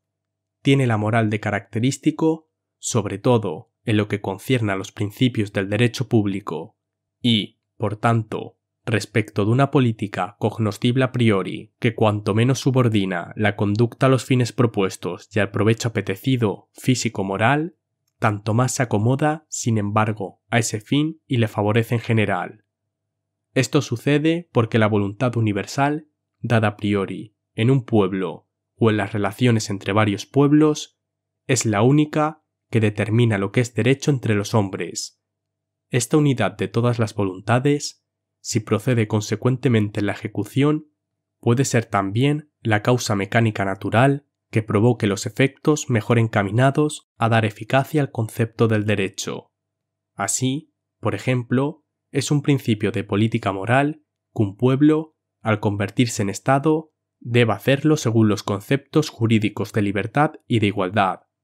Este principio no se funda en prudencia o habilidades, sino en el deber moral. Ya pueden los moralistas políticos objetar cuanto quieran sobre el mecanismo natural de las masas populares y sostener que en la realización se ahogan los principios y se evaporan los propósitos. Ya pueden citar casos de constituciones malas y antiguas y modernas, por ejemplo, de democracia sin sistema representativo, para dar autoridad a sus afirmaciones. No merecen ser oídos. Sus teorías provocan precisamente los males que ellos señalan. Ellos rebajan a los hombres con los demás animales a la consideración de máquinas vivientes, para las cuales la conciencia es un suplicio más, porque conociendo que son esclavos, júzganse a sí mismos como las más miserables de las criaturas del mundo. Hay una frase que, a pesar de cierto dejo de fanfarronería, se ha hecho proverbial y es muy verdadera. Fiat justitia, pereat mundus. Puede traducirse así: reine la justicia, aunque se hundan todos los bribones que hay en el mundo. Es un principio valiente de derecho, que ataja todo camino tortuoso de insidias y violencias, pero es preciso que se le entienda en su verdadero sentido. No debe considerarse como un permiso que se nos da para que hagamos uso de nuestro propio derecho con el máximo rigor, lo cual sería contrario al deber moral, sino como la obligación que tiene el regente de no negar ni disminuir a nadie su derecho por antipatía o compasión. Para ello, es necesaria una constitución interior del Estado, adecuada a los principios del derecho, y además un estatuto que junta a las naciones próximas y aún remotas en una unión semejante a la del Estado, y cuya misión sea resolver los conflictos internacionales. Aquella frase proverbial significa pues esto: las máximas políticas no deben fundarse en la perspectiva de felicidad y ventura que el Estado espera obtener de su aplicación. No deben fundarse en el fin que se proponga conseguir el gobierno. No deben fundarse en la voluntad, considerada como principio supremo, aunque empírico, de la política. Deben, por el contrario, partir del concepto puro del derecho, de la idea moral del deber, cuyo principio a priori da la razón pura, sea cualesquiera las consecuencias físicas que se deriven. El mundo no ha de perecer porque haya menos malvados. El malvado tiene la virtud, inseparable de su naturaleza, de destruirse a sí mismo y deshacer sus propios propósitos, sobre todo en relación con otros malvados, y aunque lentamente abre paso al principio moral del bien. No hay pues objetivamente en la teoría oposición alguna entre la moral y la política, pero la hay subjetivamente por la inclinación egoísta de los hombres, la cual sin embargo, no siendo fundada en máximas de la razón, no puede en rigor llamarse práctica. Y esa oposición puede durar siempre, pues sirve de estímulo a la virtud, cuyo verdadero valor, en el caso presente, no consiste solo en aguantar firme los daños y sacrificios consiguientes, tu ne cede malis sed contraudentio rito, sino en conocer y dominar el mal principio que mora en nosotros y que es sumamente peligroso, porque nos engaña y traiciona con el espejuelo de esos sofismas, que excusan la violencia y la ilegalidad con el pretexto de las flaquezas humanas. En realidad, puede decir el moralista político, el regente y el pueblo, o un pueblo y otro pueblo, no son injustos uno contra otros, si se hostilizan por violencia o por astucia. La injusticia que cometen, la cometen solo en el sentido de que no respetan el concepto del derecho, único posible fundamento de la paz perpetua. En efecto, el uno falta su deber con respecto al otro, pero este otro, a su vez, está animado de iguales intenciones para con el primero. Por tanto, si se hacen mutuamente daño, es justo que se destruyan ambos. Sin embargo, la destrucción no es tanta que no queden siempre algunos, los bastantes para que el juego no cese y se perpetúe, dejando a la posteridad un ejemplo instructivo. La providencia en el curso del mundo queda aquí justificada, pues el principio moral es, en el hombre, una luz que nunca se apaga, y la razón aplicada en la práctica a realizar la idea del derecho de conformidad con el principio moral aumenta sin cesar a compás de la creciente cultura, con lo cual aumenta asimismo la culpabilidad de quienes cometen esas transgresiones. Lo que ninguna teodicea podría justificar sería sólo el acto de la creación que ha llenado el mundo de seres viciosos y malignos, suponiendo que la raza humana no pueda mejorar nunca. Pero este punto de vista es para nosotros demasiado elevado y sublime. Nosotros no podemos explicar, en sentido teórico, la insondable potencia suprema con nuestros conceptos de lo que es la sabiduría. A tales consecuencias desesperadas somos forzosamente compelidos, si nos negamos a admitir que los primeros puros del derecho poseen realidad objetiva, esto es, que pueden realizarse, y que por consiguiente el pueblo en el Estado y los Estados en sus mutuas relaciones deben conducirse de conformidad con estos principios, diga lo que quiera la política empírica. La verdadera política no puede dar un paso sin haber previamente hecho pleito homenaje a la moral. La política en sí misma es un arte difícil, pero la unión de la política con la moral no es un arte, pues tan pronto como entre ambas surge una discrepancia que la política no puede resolver, viene la moral y zanja la cuestión, cortando el nudo. El derecho de los hombres ha de ser mantenido como cosa sagrada, por muchos sacrificios que le cuesta el poder denominador. No caben aquí compendas, no cabe inventar un término medio entre derecho y provecho, un derecho condicionado en la práctica. Toda la política debe inclinarse ante el derecho, pero en cambio puede abrigar la esperanza de que, si bien lentamente, llegará un día en que brille con inalterable esplendor.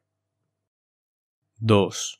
De la armonía entre la política y la moral, según el concepto trascendental del derecho público. Si en el derecho público, tal como suelen concebirlo los juristas, prescindimos de toda materia, las diferentes relaciones dadas empíricamente entre los individuos de un Estado o entre varios Estados, solo nos quedará la forma de la publicidad, cuya posibilidad está contenida en toda pretensión de derecho. Sin publicidad no habría justicia, pues la justicia no se concibe oculta, sino públicamente manifiesta. Ni habría, por tanto, derecho, que es lo que la justicia distribuye y define. La capacidad de publicarse debe, pues, residir en toda pretensión de derecho. Ahora bien, como es muy fácil darse cuenta de si esa capacidad de publicarse reside o no en un caso particular, esto es, si es o no compatible con las máximas del que intenta la razón, resulta de aquí que puede servir como un criterio a priori de dar razón para conocer enseguida, como por un experimento, la verdad o la falsedad de la pretensión citada. Si prescindimos, pues, de todo el contenido empírico que hay en el concepto del derecho político y del derecho de gentes, como es, por ejemplo, la maldad de la humana naturaleza que hace necesaria la coacción, hallamos la proposición siguiente, que bien puede llamarse fórmula trascendental del derecho público. Las acciones referentes al derecho de otros hombres son injustas si su máxima no admite publicidad. Este principio debe considerarse no sólo como un principio ético, perteneciente a la teoría de la virtud, sino como un principio jurídico, relativo al derecho de los hombres.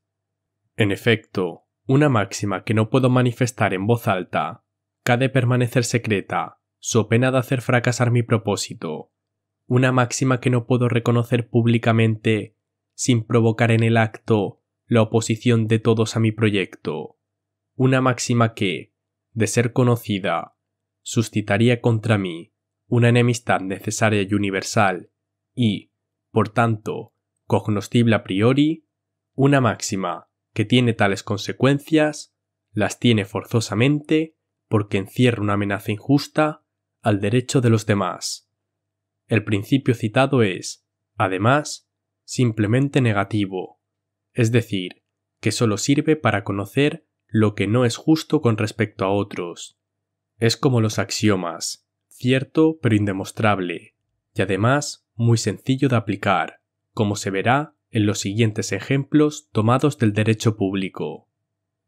Primero, en lo que se refiere al derecho político interior, justivitatis, hay un problema que muchos consideran difícil de resolver y que el principio trascendental de la publicidad resuelve muy fácilmente. ¿Es la revolución un medio legítimo para librarse un pueblo de la opresión de un tirano non titulo sed exercitio talis? Los derechos del pueblo yacen escarnecidos, y al tirano no se le hace ninguna injusticia destronándole, no cabe duda alguna.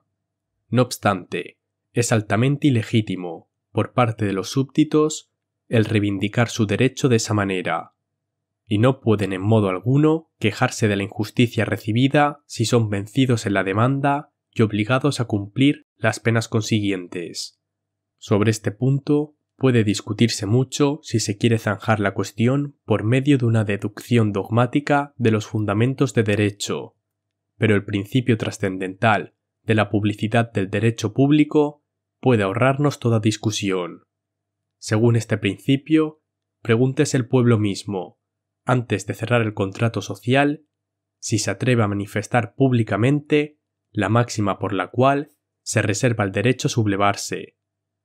Bien se ve que, si al fundarse un Estado se pusiera la condición de que en ciertos casos podrá hacerse uso de la fuerza contra el soberano, esto equivaldría a dar al pueblo un poder legal sobre el soberano. Pero entonces el soberano no sería soberano, y si se pusiera por condición la doble soberanía, resultaría entonces imposible instaurar el Estado, lo cual sería contrario al propósito inicial. La ilegitimidad de la sublevación se manifiesta pues patente, ya que la máxima en que se funda no puede hacerse pública sin destruir el propósito mismo del Estado. Sería preciso pues ocultarla. El soberano, en cambio, no necesita ocultar nada. Puede decir libremente que castigará con la muerte toda sublevación, aun cuando los sublevados crean que ha sido el soberano el que primero ha transgredido la ley fundamental. Pues si el soberano tiene conciencia de que posee el poder supremo irresistible, y hay que admitir que ello es así en toda constitución civil, puesto que quien no tuviera fuerza bastante para proteger a los individuos unos contra otros no tendría tampoco derecho a mandarles, no ha de procurarse de que la publicación de su máxima destruya sus propósitos. Por otra parte, si la sublevación resulta victoriosa, esto significa que el soberano retrocede y vuelve a la condición de súbdito. Le está, pues, vedado sublevarse de nuevo para restablecer el antiguo régimen, pero también queda libre de todo temor, y nadie puede exigirle responsabilidad por su anterior gobierno. Segundo, derecho de gentes. No se puede hablar de derecho de gentes sino suponiendo un estatuto jurídico, es decir, una condición externa que permita atribuir realmente un derecho al hombre. El derecho de gentes, como derecho público que es, implica ya en su concepto la publicación de una voluntad general que determine para cada cual lo suyo. Y este estatuto jurídico ha de originarse en algún contrato, el cual no necesita estar fundado en leyes coactivas, como el contrato origen del Estado, sino que puede ser un pacto de asociación constantemente libre, como el que ya hemos citado anteriormente al hablar de una federación de naciones. Sin un estatuto jurídico que enlace activamente las diferentes personas, físicas o morales, caemos en el estado de naturaleza, en donde no hay más derecho que el privado. Surge aquí también una oposición entre la política y la moral, considerada esta como teoría del derecho, y el criterio de la publicidad de máximas halla aquí también su fácil aplicación, aunque sólo en el sentido de que el pacto una a los estados entre sí y contra otros estados para mantener la paz, pero en modo alguno para hacer conquistas. He aquí los casos en que se manifiesta la antinomia entre la política y la moral, y también la solución a los mismos. A. Un Estado ha prometido a otro alguna cosa, ayuda, cesión de territorios, subsidios, etc. Sucede un caso en que el cumplimiento de la promesa puede comprometer la salud del Estado. Se rompe la palabra, con el pretexto de que el representante del Estado tiene una doble personalidad. Es, por una parte, soberano, y a nadie, en su Estado, tiene que dar cuenta de lo que hace. Es, por otra parte, el primer funcionario del Estado, ante el cual responde de sus actos. ¿Es legítimo decir que lo prometido por el soberano no está el funcionario obligado a cumplirlo?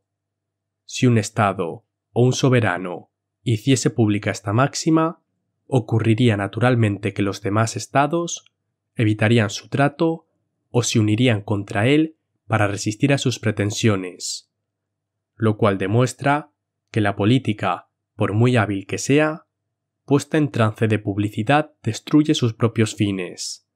La máxima citada es, pues, injusta. Una nación crece en poderío hasta el punto de hacerse temible. Otras naciones más débiles, creyendo que querrá oprimirlas, puesto que puede hacerlo, fingen tener derecho a unirse y atacarla, aun sin que proceda de su parte ninguna ofensa. ¿Es justa esta máxima? Un Estado que lo afirmase públicamente provocaría el daño con más seguridad y más pronto, pues la gran potencia se adelantaría a las pequeñas, y en cuanto a la unión de las potencias débiles, es un obstáculo levísimo para quien sabe manejar el divide et impera. Así pues, esa máxima de la habilidad política, si se manifiesta públicamente, destruye necesariamente su propósito, y es por tanto injusta.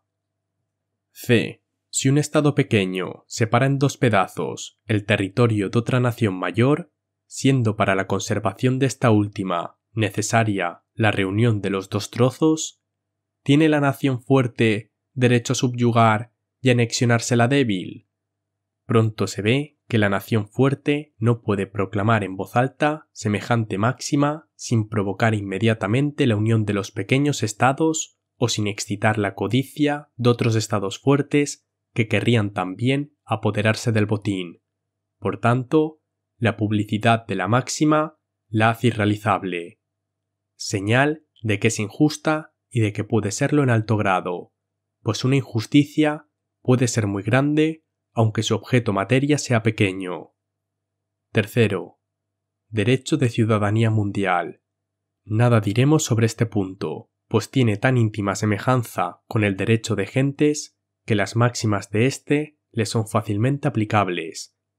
El principio de la incompatibilidad de las máximas del derecho de gentes con la publicidad de las mismas nos proporciona un buen criterio para conocer los casos en que la política no concuerda con la moral, como teoría del derecho. Ahora bien, ¿cuál es la condición bajo la cual las máximas de la política concuerdan con el derecho de gentes? Porque la conclusión inversa carece de valor. No puede decirse que las máximas compatibles con la publicidad son todas justas.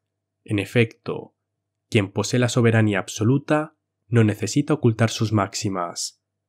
La condición de la posibilidad de un derecho de gentes, en general, es ante todo que existe un estatuto jurídico. Sin este, no hay derecho público. Todo derecho que se piense sin tal estatuto, esto es, en un estado de naturaleza, será derecho privado. Pero ya anteriormente hemos visto que una federación de estados que tenga por único fin la evitación de la guerra es el único estatuto jurídico compatible con la libertad de los estados.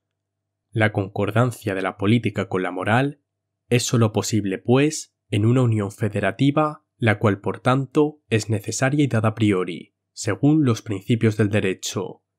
Toda prudencia o habilidad política tiene, pues, por única base jurídica, la instauración de esa unión federativa con la mayor amplitud posible, sin la cual la habilidad y la astucia son ignorancia e incausística propia, como la mejor escuela jesuítica, justicia encubiertas.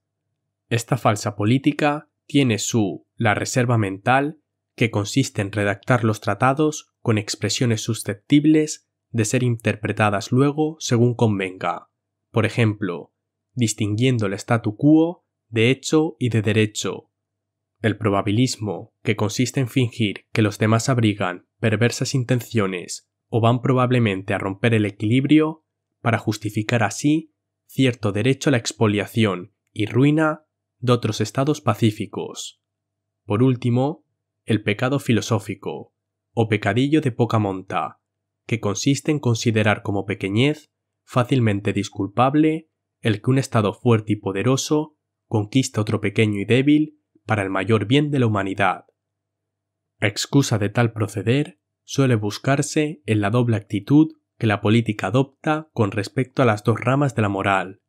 El amor a los hombres y el respeto al derecho del hombre son deberes ambos, pero aquel es un deber condicionado, este en cambio es deber incondicionado, absoluto. Antes de entregarse al suave sentimiento de la benevolencia, hay que estar seguro de no haber transgredido el ajeno derecho. La política se armoniza fácilmente con la moral en el primer sentido, en el sentido de la ética y benevolencia universal, pues no le importa sacrificar el derecho del hombre en aras de algo superior. Pero tratándose de la moral en el segundo sentido, en el sentido de teoría del derecho, la política, que debiera inclinarse respetuosamente ante ella, prefiere no meterse en pactos y contratos, negarle toda realidad y reducir todos los deberes a simples actos de benevolencia.